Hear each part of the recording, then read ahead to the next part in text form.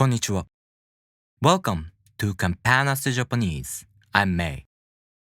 In this video, we are going to learn how to write No Hiragana character.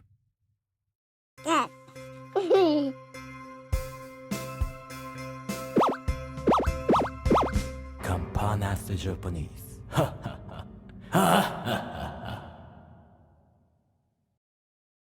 No. This character consists of only one stroke. As I mentioned in the overview video, Japanese strokes always start from left to right or top to bottom. This is the only stroke of this character.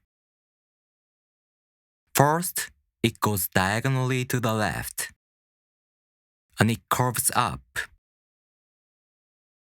Then you make a rounded curve with a sweep at the end. Alright, let's take a look one more time. 1.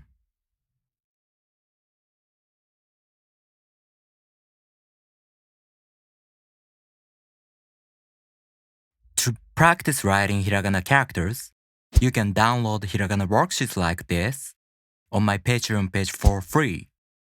Go to my Patreon page, the link in the description. Alright, thank you for watching.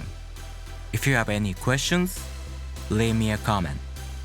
And if you like this video, please make sure to subscribe. I'll see you in the next video. じゃあねー。